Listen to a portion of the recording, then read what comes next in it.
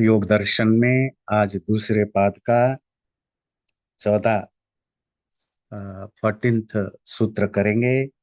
जो प्रसंग चल रहा है वह कि क्लेश 5 तरह के, अविद्या अस्मिता राग द्वेष अभिनिवेश। जब तक हमारे अंदर ये क्लेश या दुखों के रूट बने हुए हैं, तब तक हम जो कुछ भी कर्म करते हैं उनका फल मिलता है। और वो फल 3 तरह के होते हैं। जाति आयु होगा, मरने के बाद क्या जन्म होगा, और दूसरा आयु क्या लाइफ स्पैन होगा, वो क्या लाइफ एक्सपीरियंस। ये जो कर्म भोग है, ये दृष्ट जन्म इस जीवन में भी भोगना होता है, अगले जीवन में भी मिल सकता है। मतलब नेक्स्ट लाइफ और दिस लाइफ, ये लाइफ में होते रहते हैं। जो 13वां सूत्र था, उसकी जो व्यास भाष्य है, बहुत ही डिटेल में कर्म कैसे हमारी लाइफ में काम करता है, उसके फंक्शन करने की तरीका, नेक्स्ट जन्म में और इस जीवन में भी कैसे वो इम्पैक्ट करता है, उसकी पूरी प्रोसेस आपको डिटेल में समझाया गया। क्वेश्चन हो तो आप बाद में पूछ सकते हैं। क्यों कोई फल कर्म फल नहीं देते हैं, क्यों कोई देता है, आदि आदि बहुत तरह के चीजों का क्वेश्चन आंसर डिस्कशन हुआ है। तो अब उसी के कंटिन्यूएशन, वो कर्म थ्योरी जो चल रहा है, उसकी कंटिन्यूएशन में अगला सूत्र जो है आज वो हम देखेंगे 14। ते लाद परिताप फलाह पुण्य पुण्य हेतुत्वात्। वो जो हमें फल मिलता है जन्म के रूप में, भोग के रूप में और आयु के रूप में, वो फल पुण्य के कारण और अपुण्य के कारण, पाप या पुण्य के कारण, वो लाद फल भी होते हैं, अर्थात प्लेजरेबल भी होते हैं, और परिताप फल वो कष्ट देने वाले भी होते हैं। अर्थात जो जन्म मिलता है, जो भोग होता है, जो आयु होता है, इनको और 2 तरह से बांटेंगे, क्लासिफाई करेंगे। लाद फल, ऐसा फल, कर्म का फल जो लाद आह्लाद खुशी आनंद या प्लेजर दे। दूसरा परिताप, जिससे आपको कष्ट हो, परेशानियां हो, दर्द हो, इस तरह का फल होता है। ये क्यों होता है? रैंडमली होता है? बोले नहीं। पुण्य अपुण्य हेतुत्वात्। हेतु कहते हैं कारण। जिस कर्म फल का कारण कोई पुण्य हो, धर्म हो, वर्च्यूज वैल्यूज मोरालिटी से रिलेटेड हो, तो उसका फल लाद सुख देने वाला होता है। जिस फल का मूल रूट कर्म अपुण्य हो, पाप हो, गलत चीजें हो, वो दुख देने वाला होता है, परिताप और दुख देने वाला होता है। व्यास भाष्य देखते हैं। ते लाद परिताप फलाह पुण्य पुण्य हेतुत्वात्। इस सूत्र को आज इट इज रिपीट किया। ते जन्म आयुर्भोगा, वो जो जन्म मतलब आपका कैसे बर्थ है, आयु क्या लाइफ स्पैन है, भोग क्या लाइफ एक्सपीरियंस है। अगर वो पुण्य हेतुक हैं, अर्थात अगर वो पुण्य के कारण से वो मिला है, तो वो सुख देने वाला होंगे। अपुण्य हेतु का, अगर पाप करने के कारण वो फल मिला है, तो वो दुख के कारण मिला। तो जो सपोज मुझे मनुष्य जन्म मिला, पर अपुण्य हेतु है, अगर उसमें बहुत सारा कारण अपुण्य गलत काम है, तो वो दुखदायक जन्म होगा, दुख देने वाला। अगर मनुष्य जन्म ही मिला, दोनों केस में, क्योंकि थोड़ी बहुत सब तो कहीं ज्यादा है। अगर अपुण्य की मात्रा ज्यादा, अपुण्य तो क्लियर है ना, जो पुण्य मतलब जो पवित्र है, जो वर्च्यू है, जो धर्म है, जो अच्छे कर्म जिसको कहते हैं। अपुण्य मतलब पाप, बुरे कर्म जिसको कहते हैं। अगर अच्छा कर्म का फल है, तो जन्म मिलेगा, अच्छा जन्म मिलेगा। अच्छा जन्म मतलब अच्छे फैमिली में, बचपन ठीक ठाक उतरेगा, जवानी ठीक ठाक उतरेगा, बितरेगा, आपकी एटमोस्फियर अच्छा रहेगा, आपको फिजिकली मेंटली आपके साथ बुरा कम होगा, आदि आदि आदि। पुण्य पुण्य है तो जब ये सब अच्छा होता है तो आपका भोग अच्छा होता है और आयु लंबा जीतते हैं आदि। तो ये पुण्य पुण्य के कारण होता है। किसके लिए? हमारे आप जैसे आम इंसानों के लिए। पर जो योगी है उसकी स्थिति कुछ अलग है। यथाच इदम दुखम प्रतिकूलात्मकमेव विषय सुख काले अपि दुखम अस्त्येव प्रतिकूलात्मकम। जैसे दुख बाकी लोगों के लिए जो दुख है वो तो योगी के लिए भी दुख है, पर बाकी लोगों के लिए जो सुख है, बोले सुख क्या है बाकी लोगों के लिए? विषय भोग। विषय भोग, विषयों को, सांसारिक चीजों को एंजॉय करना, ये उनका सुख है। पर योगी के लिए ये भोग रूप का जो सुख है उसमें भी उनको दुख ही दिखता है। मतलब जो दुख है वो तो दुख है। कोई हमारा कोई नुकसान हो गया, कोई हमारे साथ बुरा हो गया, वो तो दुख है। पर हमारे साथ अच्छा हो रहा है, हमारे लोगों के साथ अच्छा हो रहा है, ये जो विषय भोग है, जो सांसारिक चीजों को एंजॉय करना, जो आम आदमी सुख समझता है, योगी के लिए उसमें भी दुख होता है। मतलब क्यों होता है? योगी कोई पागल है, कोई एक्स्ट्रा ऑर्डिनरी इंसान है, भाई क्यों दो सुखों में दुख भोगता है? तो अगला सूत्र जो है वो उसको डिफाइन करता है कि योगी के लिए क्यों सर्वमेव दुखम, सब कुछ ही दुखदाई है जो भी संसार में है। परिणाम ताप संस्कार दुखे गुणवृत्ति विरोधाच दुखम एवं सर्वम विवेकिनः। ये वाली लाइन ध्यान से देखिए। दुखम एव सर्वम, सब कुछ ही, सब कुछ दुख वाला ही है। किसके लिए? विवेकिनः, जो विवेकी लोग होते हैं, दो जिनकी बुद्धि बहुत प्योर हो चुका है, जिनकी डिस्क्रिमिनेटिव एबिलिटी बहुत बढ़ चुका है, योगी, उनके लिए तो सब कुछ ही दुखदाई है। क्यों? चार कारणों से। परिणाम दुख, जो कुछ भी हम सुख भोगते हैं उसका एंड में वो दुख में कन्वर्ट होता है। ताप, जो कुछ सुख भोगते हैं उसको अचीव करना और उस अचीवमेंट की प्रोसेस में बहुत सारा दुख भरा है। संस्कार, जो सुख हम भोग रहे हैं या जिस सुख को पाने के लिए कोशिश कर रहे हैं उसकी जो मेंटल इम्प्रिंट्स डेवलप होते हैं वो भी दुख देने वाला। और चौथा है गुणवृत्ति विरोधाच, गुणों की जो अपना नेचर है वो एक दूसरे से सेल्फ कॉन्ट्राडिक्टरी होने से कोई भी सुख 100% सुख हो ही नहीं सकता। क्यों? क्योंकि कोई भी चीज हो संसार में वो त्रिगुणात्मक होता है, सत्व रजत तम। अगर सत्व थोड़ा ज्यादा है जिसको आप सुख कहते हो तो उसमें रज भी है, तमो भी है, तो दुख तो होगा ही होगा। तो आप ये गारंटी नहीं दे सकते हो कि ये तो प्योर घी है, प्योर हनी है। हो ही नहीं सकता। सुख प्योर हनी प्योर घी की तरह होता नहीं। ये तो सुख तो हमेशा मिलावटी मिलेगा, है ना? तो उसमें तो आप उसको ये नहीं कह सकते हो कि ये भेजाल है, ये कॉम्प्रोमाइज्ड है ही नहीं। वो तो पैदा ही से ही कॉम्प्रोमाइज है। तो सुख वो बिना दुखों के आपको मिलेगा ही नहीं। ये क्यों? तीनों गुण उसमें इन्वॉल्व हैं। खैर ये तो लास्ट में हम पढ़ेंगे। ये तो हो गया सूत्र का सामान्य अर्थ। फिर इसे हमें क्लैरिटी नहीं होगी जब तक हम व्यास भाष्य नहीं देखेंगे। तो वो एक एक पॉइंट को, परिणाम दुख क्या है, ताप दुख क्या है, संस्कार दुख क्या है, और गुण की आपस में जो सेल्फ कॉन्ट्राडिक्टरी नेचर है उसके कारण क्या दुख होता है, वो एक एक करके एक्सप्लेन करेगा। सर्वस्यायम रागानुविद्ध चेतना चेतना साधनाधीन सुखानुभव इति।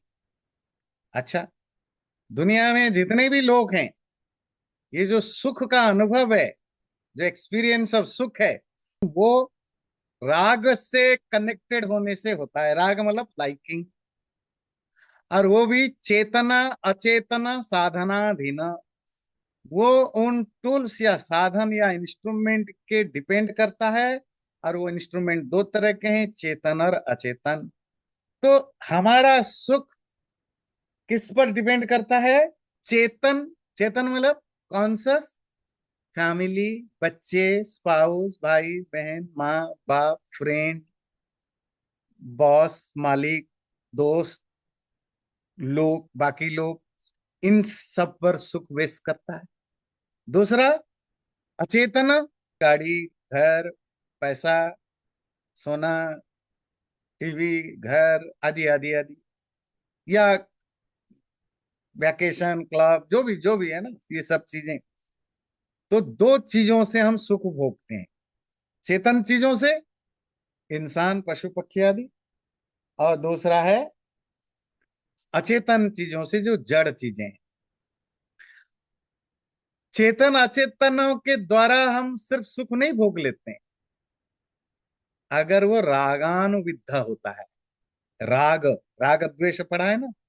राग कहते हैं लाइकिंग, जो अच्छा लगा, उस अच्छा लगने के बाद जो हमारे अंदर एक मेंटल इम्प्रिंट डेवलप हुआ, उसके कारण जो वासना बनी, उसी को राग कहते हैं। मतलब लाइकिंग जब डेवलप होता है तो दुख होता है, फिर सुख होता है। एग्जाम्पल लेते हैं, चेतन का एग्जाम्पल लेते हैं। पति पत्नी की रिलेशनशिप है ना, सबसे बढ़िया चेतन सुख भोग है। तो पति पत्नी हो जाने से सुख मिलता है, ये कोई गारंटी तो है नहीं। नहीं तो दुनिया में सब पति पत्नी जिंदगी भर साथ रहते और जिंदगी भर सुख भोगते। जब तक राग जुड़ा हुआ है, लाइकिंग जुड़ा हुआ है, तब तक फिर सुख भोग होता है। जब डिसलाइकिंग, डिसलाइकिंग क्या है? सपोज जो मैं चाहता हूं उसके हिसाब से मेरा स्पाउस बिहेव नहीं करता। मैं ये नहीं कह रहा हूं कि वो मेरे ऑर्डर फॉलो करे, इवन हम वो बैड लोगों की बात नहीं कह रहे हैं। दो बहुत डिसेंट सिविल लोगों के बीच में भी सपोज मैं चाह, मेरी पत्नी का नेचर मेरे मेरे हिसाब से नहीं मिलता, कि वो बहुत आर्गुमेंटेटिव है और मुझे आर्गुमेंट पसंद नहीं, या उसको बहुत स्ट्रांग पर्सन चाहिए और मैं सॉफ्ट हूँ, आदि आदि बहुत सारी चीजें होती हैं। तो आप एक दूसरे को पसंद नहीं कर पाते। पसंद नहीं करने पर क्या होता है? फिर आप दुख भोगते हैं, आपके उसके साथ रहना ही दुख होता है। पहले फिर क्या करते थे? तो दुख हो जो भी हो, अब भारत में या दुनिया भर में कहीं भी, जब इतनी ज्यादा ये वेस्ट अल्ट्रा मॉडर्न डेज की वेस्टर्न सोच नहीं था, इवन वो वेस्ट हो ईस्ट हो कहीं भी हो, तो पति पत्नी सुख दुख हो कैसा भी हो, फिर उसी के साथ हैबिट हैबिट डेवलप करते थे। वो हैबिट का हम आगे पढ़ेंगे ना, हैबिट का आगे पढ़ेंगे। तो वो दुख सह सह कर रह जाते थे, सुख तो मिलता नहीं था पर दुख सहने की आदत बन जाती। अब मॉडर्न डेज में आ गया, अब तो दुख सहना तो दूर की बात है, सुख का भी एक पैसे की कम हो गया। अब मनी भर गया तो दूसरे जगह चले गए। बस मनी भर गया, वो बुरी नहीं है ना बुरा है, सब सही है, वैसे कि मेरा और कहीं मन लग गया, तो छोड़ के भाग जाते हैं। तो मेरा सुख जो है उस चेतन इंस्ट्रूमेंट, और ये क्या कह रहा है ध्यान से सुनिए, सुख भोगने का ये जो चीजें हैं वो इंस्ट्रूमेंट होते हैं। इसी तरह अचेतन है, आपको गाड़ी से 5 साल से सुख मिल रहा था, गाड़ी खराब हो रही है, बार बार उसमें ब्रेक खराब हो रहा है, दुख हो रहा है। अब आपको उस गाड़ी से डिसलाइकिंग हो गई, अब दुख देने लगा, तो आप गाड़ी को बेच देते हो और हटा देते हो, द्वेष हो जाता है। तो चेतन अचेतन दोनों से सुख मिलता है, पर ये तभी सुख मिलता है जब रागानुविद्ध उसके साथ राग जुड़ा हो। तत्रास्ति रागजः कर्माशय तथा च दृष्टि दुख साधनानि मोहयती थी। जो सुख आप भोग रहे हो, सुख क्यों मिला आपको? सुख का जड़ कहाँ छुपा है पता है? राग से, राग से। चेतन अचेतन में नहीं। चेतन अचेतन को क्या बोला? ये इंस्ट्रूमेंट है। तो वो उसमें आता है ना बृहदारण्यक उपनिषद में, जब मैत्रेयी याज्ञवल्क्य की संवाद होता है, तो मैत्रेयी पूछते हैं कि ये प्यार की डिफाइन कर रहे हैं। बोले कोई किसी से प्यार नहीं करता है, प्यार तो खुद से ही होता है। बोले पत्नी से, जो खुद से प्यार करता है वही पत्नी से प्यार करता है, क्योंकि पत्नी से खुद को सुख मिलता है। बच्चे से प्यार करते हो, जो खुद से प्यार करता है वो बच्चों से प्यार करता है, क्योंकि बच्चों से खुद को प्यार मिलता है। तो वो बताता जाता है सोने से प्यार कर, सोना से कोई प्यार नहीं करता, खुद से प्यार करता है, क्योंकि सोने से खुश मिलता, सोना मतलब गोल्ड, तो सुख मिलता है, तो इसीलिए गोल्ड से प्यार करता है। तो वो पूरी लिस्ट दे रखे हैं, सारे रिलेशन चेतन अचेतन की, लंबी चौड़ी, कि आत्मनो प्रियाय सर्व, लास्ट में कंक्लूड करता है, आत्मनो प्रियाय सर्वमेव प्रियम भवति, क्योंकि व्यक्ति खुद से प्यार करता है, इसीलिए जो जो उसको प्रिय करे वो सबसे प्यार करता है। तो प्यार की डेफिनेशन समझ में आया? तो कोई आपको कहे प्यार करता हूं, वो पहले खुद से प्यार करता है, क्योंकि उसको आपसे सुख मिल रहा है, इसीलिए वो आपसे प्यार करता है। और जिस दिन आपसे सुख मिलना कम हो जाए, तो समझ लीजिए कि मामला गड़बड़ है। तो सुख देते रहे ना, जिसे कि सामने वाला का प्यार मिलता रहे। ठीक है, खैर ये तो एक टीजिंग था। और अब आते हैं टॉपिक पर। चेतन और अचेतन से जो सुख मिलता है, सुख मिलता है चेतन और अचेतन के ही कारण से, पर वो कंडीशनल है। वो कंडीशन है सुखान रागानुवित, जब राग लाइकिंग उसके साथ जुड़ा हुआ हो। और उसका अपोजिट क्या है सॉरी, और अपोजिट जाने से पहले, रागज कर्माशय। और जब आपको सुख मिला, तो सुख से कर्माशय पैदा हुआ, कर्म संस्कार, संस्कार समझते हैं ना, तो उससे अगेन एक मेंटल इम्प्रिंट पैदा हुआ। तथा च द्वेष्टि दुख साधनानी, और इसका अपोजिट क्या हुआ, जो दुख के, वही चेतन और अचेतन, ये तो हमेशा रहेगा, चेतन अचेतन, जड़ और चेतन, सेंटिएंट इनसेंटिएंट, ये जब राग के अनुकूल होते हैं, लाइकिंग के अनुकूल होते हैं, तो सुख देने वाले होते हैं। और जब यही चेतन अचेतन दुख के कारण बन जाते हैं, तो वो द्वेष से जुड़ जाते हैं। द्वेष मतलब डिसलाइकिंग, डिसलाइकिंग का रिजल्ट क्या होता है, उनको निकालने की, उनको हटाने की कोशिश की जाती है। बीमारी पसंद नहीं है, तो हम बीमारी हटाने की कोशिश करते हैं। कोई गलत बात बोलता है, पसंद नहीं है, तो हम उस गलत बात बोलने वाले को दूर रखने की कोशिश करते हैं, या गलत बात ना बोले उसके लिए ट्राई करते हैं, आदि आदि, इन सब चीजों से। मुह्यति च, और तीसरा होता है मुह्यति। मुह्यति जो डिल्यूजन में होता है, जो बेहोशी में होता है, होश नहीं होता है, वो कॉन्शस में ही नहीं होता है, वो सही गलत कुछ नहीं समझता, ना वो सुख। देखो, हमारे यहाँ बड़ी इंटरेस्टिंग चीज बताई, हम सिर्फ सुख दुख की बात करते हैं, पर शास्त्र आपके तीन स्टेट की बात कर रहे हैं, सुख दुख और मोह। मोह दुख नहीं है, वो दुख से भी बदतर स्थिति है, वो डिल्यूजनल स्टेट है, डिल्यूजनल स्टेट। अब आज की डेट में तो आसान है समझना, क्योंकि जो ड्रग एडिक्ट होते हैं, या शराब लेने पर जो हालत होती है, पर इस ड्रग के बिना भी, शराब के बिना भी बहुत सारे डिल्यूज, मोह होता है। जो सेक्स एडिक्टेड होते हैं, जो किसी चीज के लिए एडिक्टेड हो जाता है, वो मोस्टली मोहग्रस्त होता है। उसको सुख दुख का कोई भान नहीं होता है, वो एक बहुत ही बुरी और एक डिफरेंट लेवल पर ये में जीता है। द्वेष मोह कृतोपि अस्ति कर्माशय, जैसे राग का सुख भोगने से लाइकिंग बढ़ती है, और उस लाइकिंग की अपनी संस्कार बनता है, मेंटल इनपुट। इसी तरह द्वेष, जो हेट करते हैं, डिसलाइक करते हैं, पसंद नहीं करते हैं, जो हमें दुख देता है, उसका भी संस्कार डेवलप होता है। हाँ, इसी तरह मोह का भी संस्कार डेवलप होता है, सबके संस्कार डेवलप होते हैं। तथा च उक्तम, और कहा भी गया है, नानुपहत्य भूतानि उपभोग संभवती थी, बिना दूसरे को नुकसान पहुंचाए कभी भी कोई सुख कोई भोग ही नहीं सकता। न अनुपहत्य, बिना उपहत, नुकसान, चोट ना पहुंचाए, भूतानी प्राणियों को, उपभोग न न पहले आ गया, न संभवती, उपभोग एंजॉयमेंट संभव नहीं है। आप कहेंगे कैसे? देख, मैंने तो किसी को, मैंने ना मैं किसी को मारता हूँ, ना किसी को मैंने डांटता हूँ, ना किसी को मैं बुरी बातें बोलता हूँ, ना मैं कोई गालियां देता हूँ, मैं तो लाउडली भी नहीं बोलता। अब कैसे कहेंगे कि बिना दूसरों को पेन दिए सुख नहीं मिल सकता? वो कहता है हो सकता है आप फिजिकली किसी को हार्म नहीं कर रहे हो, पर जब आप सुख भोग रहे हो बहुत लोग आपसे जलेंगे।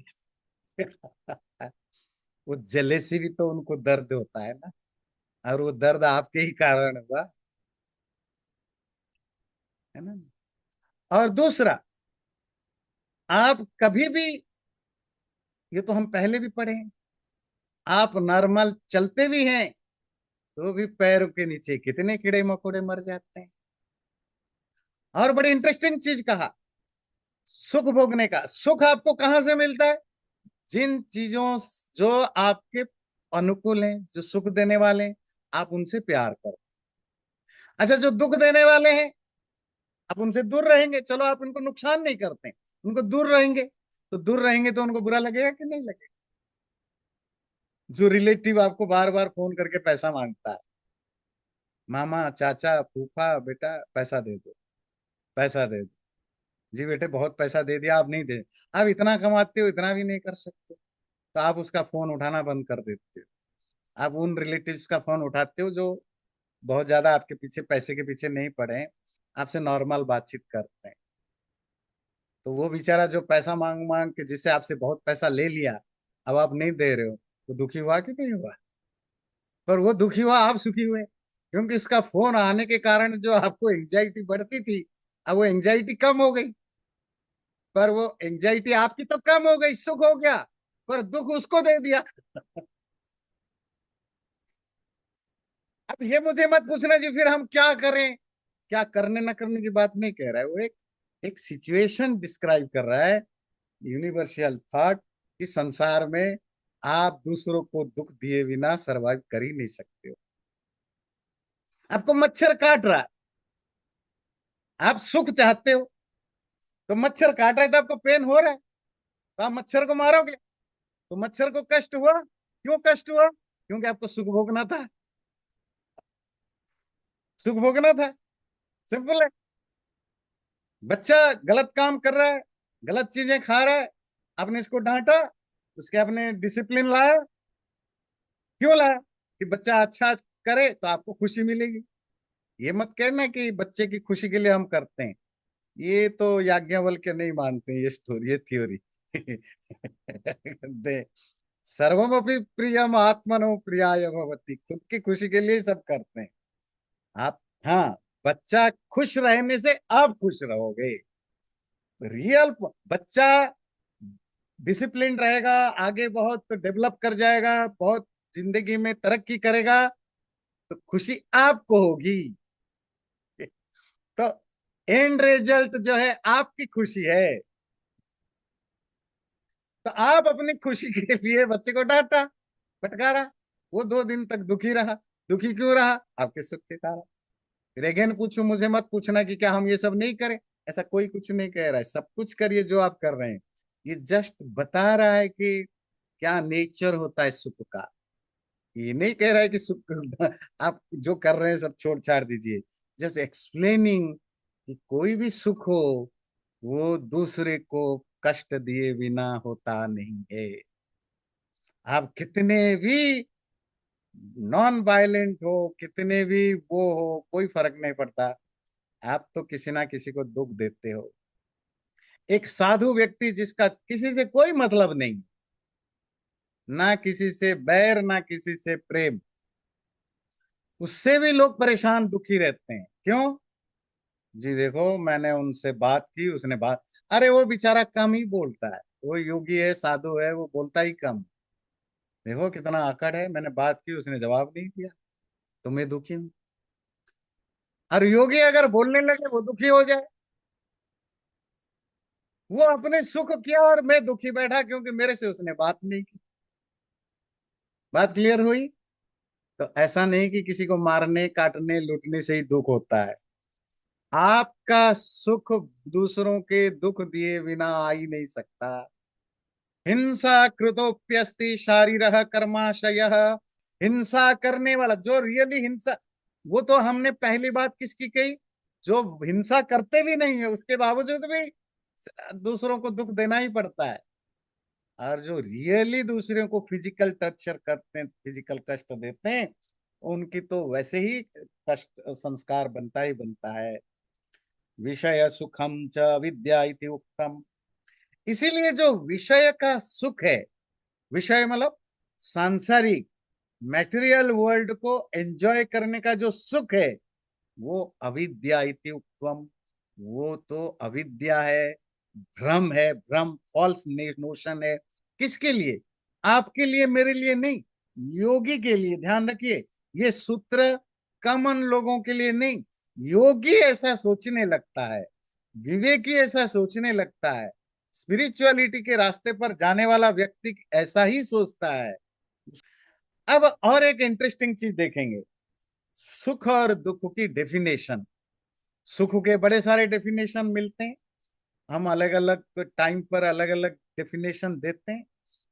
आज एक और इंटरेस्टिंग डेफिनेशन है, या भोगेशु इंद्रियाणाम तृप्ते है उपशांति ही तत्सुखम, या लौल्यात अनुपशांति ही तद्दुखम। भोगते समय जब व्यक्ति भोग रहा है, एंजॉय कर रहा है, उसमें इंद्रियों को जो तृप्ति मिलती है, जो सेटिस्फेक्शन होता है, वो सुख है। आपको रसगुल्ला पसंद है, आपको मतलब आपको नहीं, जीव को। और जीव को रसगुल्ला मिला, कितना मिला? जब तक उसको सेटिस्फेक्शन ना हो। किसी कोई दो में सेटिस्फाई होता है, किसी को 10 में सेटिस्फेक्शन मिलता है, किसी को एक में। सपोज मुझे 4 रसगुल्ला खाने की इच्छा थी, मैं सेटिस्फाई होता 4 खाकर, और मुझे 2 मिला जो दोबारा गया तो था नहीं। तो तो सुख पूरा नहीं हो पाया ना, रह गया, कसर रह गया। बात समझ में आती है? तो जब चारों के चारों मिलेगा, अब ये मत सोचिए आप 10 रसगुल्ला खा जाएंगे, 4 खा जाएंगे, आपका शुगर का क्या होगा।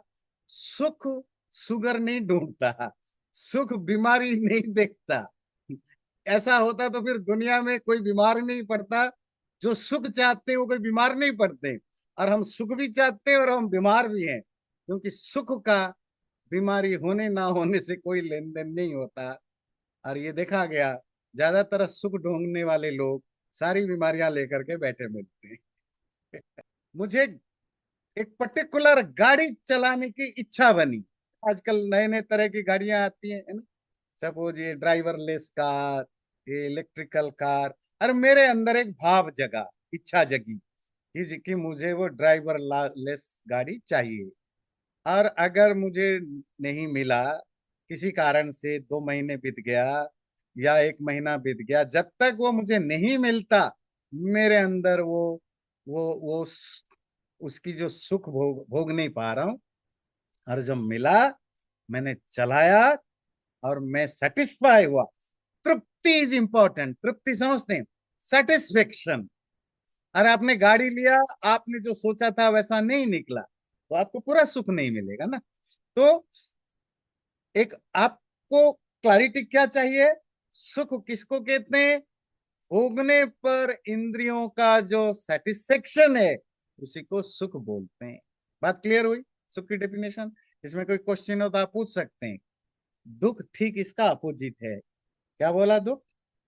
लौल्यात उपशांति ही तद दुखम। लौल्य कहते हैं लालच, ग्रीड। ग्रीड के कारण उपशांति, इंद्रियों को तृप्ति नहीं हुई, इंद्रियों को सेटिस्फेक्शन हुआ नहीं, तद दुखम, वो दुख होता है।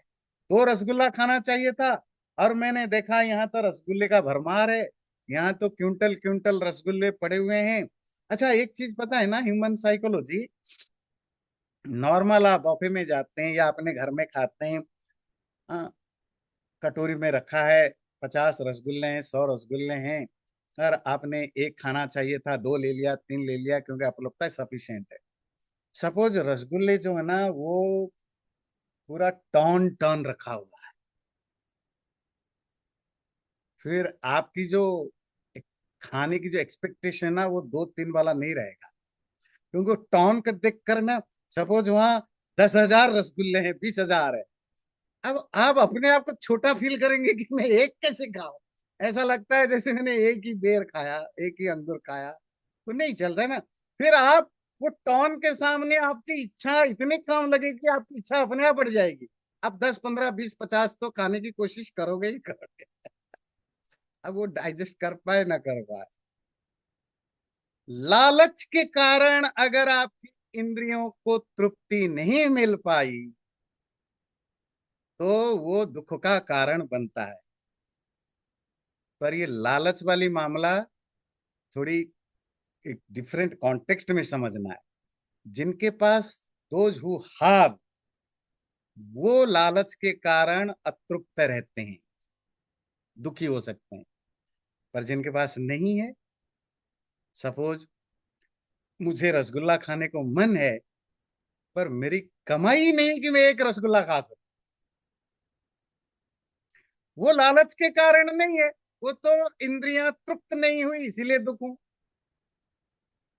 इंद्रिय तृप्त नहीं हो पाया, मुझे 15 दिन से रसगुल्ला खाने को मन है, पर मैं गरीब आदमी हूँ, भिखारी आदमी हूँ, या मेरे इतनी, या दुकान इतना दूर है कि मैं वहां जाके ला नहीं सकता, मेरे पास गाड़ी नहीं है, आदि आदि है, तो मैं वो 10 दिन तक मेरा जीव ललचाता अब इसको लालच कहो या तृप्ति नहीं हो पाती है। लालच आती है जहां आप जितने में तृप्त होना चाहिए उससे, मतलब अब आमतौर पर दो, आप अगर उससे ज्यादा रखते हो तो लालच में कन्वर्ट होता है। तो नॉर्मली बात कर रहे हैं कि लालच के कारण ही इंद्रिय की तृप्ति अगर नहीं हो पाती तो वो दुख बनता है। ध्यान रखिए, सुख दुख का ये वन एस्पेक्ट है। सुख दुख के बहुत सारे इंटरप्रिटेशन अलग अलग कॉन्टेक्स्ट में है। अब योगी को क्यों दुख होता है? भाई सब खा रहे हैं रसगुल्ले, सब गाड़ी चला रहे हैं, सब घर गृहस्थी कर रखे हैं, आपको क्या प्रॉब्लम है? सुख सुख में क्यों दुख दिखता है? इसीलिए दिखता है कि न च इंद्रियाणाम भोगाभ्यासेन वैतृष्ण्यम कर्तुम शक्यम। भोग करते रहने से इंद्रियों की वितृष्णा या शांति नहीं होती है। कस्मात क्यों? भोगाभ्यासम अनुवर्धन्ते रागा। जितना जितना भोगते जाओ इच्छाएं और बढ़ती जाती हैं। कौशलानि च इंद्रियाणाम, इंद्रियों की स्किल भी बढ़ता जाता है। तस्मात् अनुपायः सुखस्य भोगाभ्यास, इसीलिए सुख को पाने के लिए भोगों को बार बार करना कोई उपाय या कोई रास्ता नहीं है। सुख पाने के लिए भोगा जाए। सखल वयम, वो तो वैसे ही है। वृश्चिक विषभीता, कोई बिच्छू उसके जहर से डरा हुआ आदमी सांप से अपने आप को डसवा दे। डेफिनेशन सुख का क्या हुआ? भोगने पर इंद्रियों की तृप्ति को सुख कहते हैं।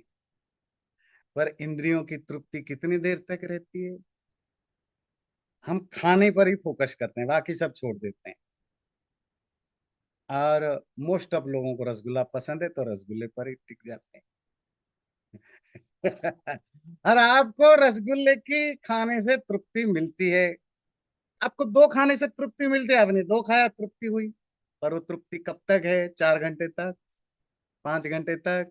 फिर रात को डिनर के बाद फिर वो जगी, डिनर में भी खाया, फिर लंच में जगी।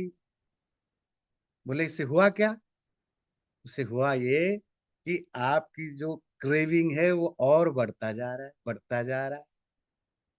और क्रेविंग नहीं बढ़ रही है, बोले आपकी सेंसेस भी और स्किल्ड होते जा रहे हैं। थिक स्किन जिसको कहते हैं ना, वो क्या करते हैं, अब इनको और चाहिए और चाहिए। बिल्कुल वैसे जैसे डॉक्टर आपको कहते हैं पेन किलर मत ज्यादा मत लिया करो, जितनी कम है लिया करो। क्यों? अगर आप हर छोटी छोटी पेन पर पेन किलर खाते जाओगे तो कुछ दिनों या कुछ सालों के बाद तो पेन किलर आपको काम नहीं करेगा। क्यों करेगा? इंद्रियां स्किल्ड हो जाएंगे। कौशलानी च इंद्रियाणी इंद्रियाणाम वर्धन्ते, इंद्रियों का कौशल, कुशलता, स्किल, एक्सपर्टीज बढ़ जाती है। किसको? भोगने के लिए। कल तक आप दो खाते थे, अब तीन खा लेंगे।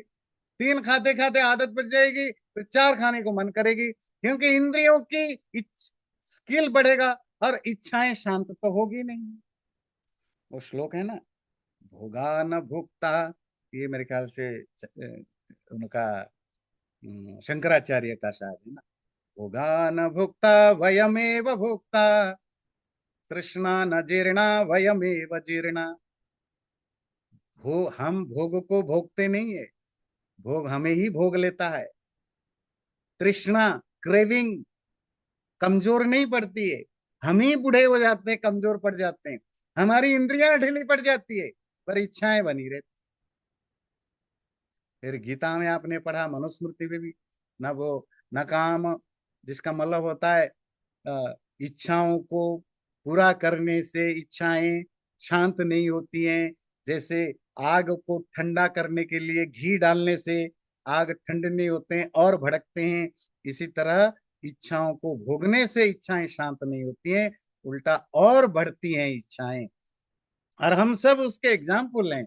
हम शुरू में कितने पैसे में खुश रहते थे, कितने पैसे पर आए, और अभी भी चाहते हैं इससे ज्यादा मिले। कोई एंड है, हम कंप्रोमाइज कर बैठते हैं, चलो अब इससे ज्यादा नहीं मिलेगा। जो थोड़े समझदार लोग हैं कहते हैं ठीक है जितना मिला उससे खुश रहो, वो फिर मन मार के खुश रह जाते हैं। पर इच्छा तो अंदर भी है, काश लटरी लग जाए कि 2 मिलियन और भी मिल जाए, कुछ करे ना करे मिल जाए। तो इच्छाएं तो बहुत होती है, क्यों?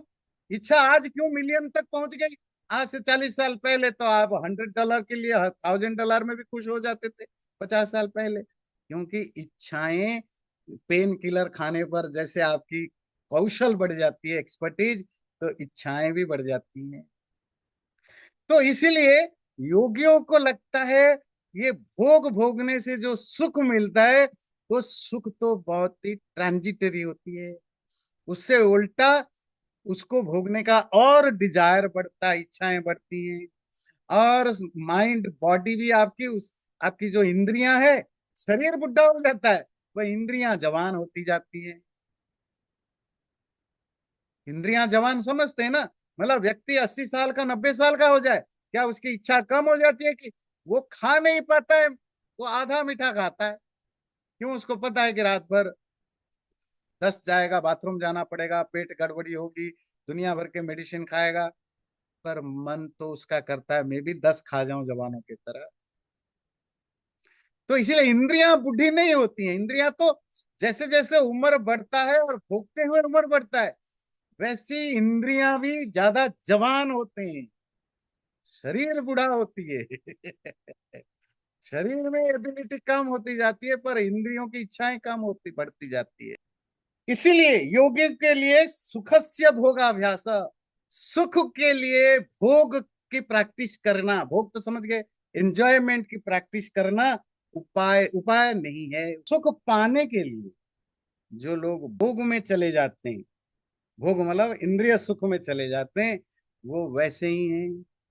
कोई बिच्छू के जहर से डरा हुआ व्यक्ति सांप से डसवाता है अपने आप को। जो व्यक्ति बिच्छू के जहर से डरता है, वो डर के मारे ऐसे जगह पहुंच गया जहां सांप होते हैं, और सांप ने डस लिया, तो वो ज्यादा जहरीला हुआ। तो सुख भोगने के लिए आपको सुख चाहिए था, और सुख भोगने के लिए आपने भोग पर चले गए, बोले वहां सुख तो कम मिलेगा, वहां सुख के जगह दुख ज्यादा मिलेगा। और भोगना वो सांप का जहर है, केवल सुख को चाहना। इसी तरह सुख को चाहने वाला व्यक्ति विषय भोग के पीछे जब पड़ जाता है, वो दुखों के कीचड़ में और दलदल में फंसता जाता है, फंसता जाता है। आप एक सुख पाने के चक्कर में दूसरे का भोग बन जाते हैं। आप तो आए थे दूसरे को भोग के एंजॉय करे, पता चला आप ही किसी के भोग बन गए। ऐसा परिणाम दुखता नाम प्रतिकूला सुखावस्थायामपि योगिनम क्लिश्नति। यही है परिणाम दुख। परिणाम मतलब एंड गोल, रिजल्ट। ऊपर से जो सुख दिखता है, जो सुख, उस सुख का एंड में तो दुख ही होता है। परिणाम ऐसा किसको लगता है? आपको, हमें नहीं लगता, ऐसा योगी को लगता है। ये परिणाम दुख। अब देखते हैं ताप दुख। ताप दुख का मतलब होता है वो जो सुख पाने की जो हम कोशिश करते हैं, जो प्रोसेस, उस प्रोसेस में ही कैसे दुख छुपा हुआ है। उसको ताप दुख कहते हैं। अथ का ताप दुखता, आप क्वेश्चन है कि वो ताप दुख किसको कहते हैं? सर्वस्य द्वेषानुविद्ध चेतना चेतना साधना धीनास्तापानुभव इति तत्रास्ति द्वेषजः कर्मसाय सुख साधनानि च प्रार्थयमान कायेन वाचा मनसा च परिस्पन्दन्ते ततः परम अनुगृह्णाति उपहन्ति चेति परानुग्रह पीड़ाभ्यां धर्माधर्मो उपचिनोति स कर्माशयो लोभान मोहाच्च चलिए बहुत लंबी लंबी सेंटेंस है, चलो आपको उसको बेसिक समझा देते हैं। आपको ये तो याद हो गया, सुख का साधन क्या है? चेतन अचेतन चीजें। चेतन मतलब प्राणी, मनुष्य, पशु पक्षी और जो जड़ चीजें, यही इन्हीं से ही आपको सुख मिलता है। इनसे कब सुख मिलता है? जब आप इनको लाइक करते हैं। और इन्हीं से ही दुख कब मिलता है? जब आप इनको डिसलाइक करते हैं। ये तो क्लियर हो गई। इन्हीं को पाने के चक्कर में हम किसी के प्रति फेवरेबल होते हैं, किसी के लिए इनफेवरेबल होते हैं। किसके लिए फेवरेबल होते हैं? जिनसे सुख मिलता है। हम उनका हमारा उनके प्रति व्यवहार अनुग्रह रूपक होता है। अनुग्रह, दया, प्रेम भाव रहता है, इसी को प्रेम कहते हैं। यही दया है ना? क्यों हम एक पति या पत्नी पालते हैं? क्योंकि उनसे सुख मिलता है, तो फिर हमारा अनुग्रह उनके प्रति होता है ना? अच्छा, जिनको पति पत्नी नहीं बनाया, सपोज आप स्कूल कॉलेज में थे, आपके बहुत सारे फ्रेंड थे, उनमें ने किसी को अपने गर्लफ्रेंड या बॉयफ्रेंड बनाया, बाकी लोग इतना चिढ़ के जलते मरते रहते। नॉर्मल लाइफ में यही होता है। आपके 5 भाई बहन है, और ऐसा नहीं कि 5 भाई बहन होने से, ब्लड रिलेशनशिप होने से आपकी इमोशनल कनेक्शन सबसे बराबर रहता है, ऐसा नहीं होता है ना। आपको किसी पर्टिकुलर भाई या बहन से ज्यादा लगाव हो जाता है, या दो से ज्यादा। किससे लगा, क्यों आपको एक पर्टिकुलर भाई या बहन से कंपैरेटिवली ज्यादा लगाव हुआ, दूसरे से कम हुआ? क्योंकि आपको उससे ज्यादा सुख मिला। हो सकता है वो आपको बार बार फोन चालू करता जी। है, आपकी आपकी अल्लाह सुख दुख को मुबारक। का पता लगाता है। जो भी हो, जिस भी कारण से आपको वो अच्छा लगता है। बाकी 2-3 भाई बहन है, ठीक है, पर आपको उनसे इतना लगाव नहीं है। तो जिस भाई बहन से आपका लगाव ज्यादा है, आप इसको छुपा के बहुत कुछ हेल्प कर देते हो। जिनसे लगाव नहीं है, आप इनको कोई छुपा के कुछ नहीं करते हो। अगर कोई मजबूरी हुई, देना ही पड़ा, तब देते हो, नहीं तो नहीं देते। तो आप क्या करते हो? फेवर करते हो किसी के प्रति, किसी के लिए फेवर नहीं करते हो। ये जो अनुग्रह, परम अनुगृह्णाति उपहन्ति च परान, किसी के प्रति आप अनुग्रह करते हो, प्रेम, दया, किसी के प्रति आप उपहत दुख देते हो, कष्ट देते। दुख कष्ट किसके देते हो? सपोज आपको लगता है कि ये आपके लिए सही नहीं है, ये गलत व्यक्ति है, आपको ठगा लूटा या जो भी कारण से, तो आप इसको पसंद नहीं करते हो। तो उससे इस तरह की प्यार और नफरत, लाइकिंग और डिसलाइकिंग के कॉन्टेक्स्ट में आप बहुत सारे ऐसे चीजें करते हो जो पुण्य के साथ साथ पाप डेवलप होता है। द्वेषजः कर्माशय सुख साधनानि च प्रार्थयमान कायेन वाचा मनसा च परिस्पंद। पूरी जिंदगी आप कायेन फिजिकली, मनसा मेंटली, वाचा वाणी से आप एंजाइटी में रहते हो। आप हाई हाई वोल्टेज ताप में रहते हो। क्यों? जो द्वेषज कर्मशय है, जो द्वेष या डिसलाइक के कारण जो संस्कार बना, उससे कैसे डील करना है। जिन लोगों को आप न पसंद नहीं करते हैं, जरूरी नहीं, लोग चेतन एंड अचेतन, जिन चीजों से को आप पसंद नहीं करते हैं। सपोज आपको शोर पसंद नहीं है, शोर, नॉइज पसंद नहीं है। अब आप भारत में जाते हैं, अब आप जब जाते हैं तो रोड में निकलते हैं, कैसे आप लोगों को दर्द होता है। क्यों? आपको आदत नहीं है यहाँ सुनने की, वहाँ हॉकिंग है ना। तो वहाँ माइक, कोई किसी के कहीं भी कोई प्रोग्राम हो जाता है, कहीं जगरता हो रहा है, पता नहीं क्या क्या हो रहा है, सब माइक बजा देते हैं। आप कितना इरिटेट होते रहते हो। अब इरिटेट होने पर चुपचाप तो नहीं बैठते हो, आप किसी का कुछ बिगाड़ नहीं सकते हो। तो मन ही मन दुनिया भर के नेगेटिविटी सोच देते हो, मन ही मन बहुत सारा खराब विचार उसके प्रति लाते हो। कुछ लोग लड़ भी लेते हैं, झगड़ भी लेते हैं। अगर नहीं कर सकते हो तो आप अपना माइंड को ही तो खराब करते हो, क्योंकि द्वेष पैदा होता है, ये द्वेष संस्कार पैदा होता है। या फिजिकली एक्चुअली उसको हर्ट करते हो, फिजिकली फाइनेंशियली या जो भी हो, नहीं भी कर सकते हो तो आप अपने अंदर को हर्ट करते रहते हो। ये क्यों होता है? द्वेष के कारण होता रहता है, और ये कॉन्स्टेंटली चलता रहता है। आप अपने ऑफिस में, जो लोग ऑफिस में काम करते हैं, जो लोग बिजनेस करते हैं, जो किसी भी तरह के कहीं काम करते हैं, क्या वो सब सब स्मूथली जाता है? क्या एवरीडे स्मूथली जाता है? कितने उसमें अप्स एंड डाउन्स होते हैं, कितने स्ट्रगल को फेस करना पड़ता है। क्या सब कुछ पसंद करते? नहीं ना, द्वेष रहता है। द्वेष मतलब डिसलाइकिंग रहती है, और उसमें आप फिजिकली, मेंटली और ओरली आप उसमें अपने आप को झोंक देते हो। ये जो झोंकना, ये जो प्रोसेस है, क्यों करते हो? सुख पाने के लिए। और ये सब दुख के कारण बनते रहते हैं। धर्माधर्म उपचिनोत, इसी बहाने आप धर्म और अधर्म दोनों को कलेक्ट करते रहते हो। धर्म क्यों? किसी का भला किया, क्योंकि आप किसी को पसंद करते हो, उसका उपकार करते हो, उसके मीठा बोलते हो, तो उससे धर्म कमाते हो। किसी का नुकसान करते हो, किसी से बैड वर्ड यूज करते हो, किसी के बारे में बुरा सोचते हो, बुरा करते हो, अधर्म पैदा करते हो। तो कॉन्स्टेंटली ये क्यों करते हो? सुख पाने के कारण। तो आप धर्म अधर्म दोनों कमाते रहते हो। सकर्माशय, और वो जो कर्म संस्कार बना, लोभात मोहाच्च भवती इति, ऐसा वो या तो लालच के कारण भी, या मोह डिल्यूजन के कारण भी, ऐसा परिताप दुख तो उच्यते। और ये सब के सब आपको इस समय जब आप सुख भोग रहे हो, उसमें भी आपको दुख दे रहे होते हैं, क्योंकि वो एंजाइटी का दुख है। और सुख जब भोग भी रहे हो, वो सुख भोगने के बाद भी उसकी एंजाइटी आपकी कंटिन्यूटी में बनी रहती है। आज तो टाइम हो गया है। हमने आज जो चार तरह के दुख हैं, आम लोग जिसको सुख समझते हैं, उनमें जो चार तरह के, चार कारणों से दुख है, किसके लिए? योगी के लिए, आपके लिए नहीं। उनमें से दो कारण समझा, योगी को क्यों दुख लगता है सुख में भी, आम लोगों की सुख में। पहला है परिणाम, एंड रिजल्ट दुख में कन्वर्ट होता है। दूसरा ताप, उस रिजल्ट को पाने की जो प्रोसेस है वो भी full of stress, anxiety and good and bad कर्म है, उसके कारण भी होता है। अगले बार जानेंगे संस्कार दुख और गुणवृत्ति विरोध होने से क्या दुख होता है।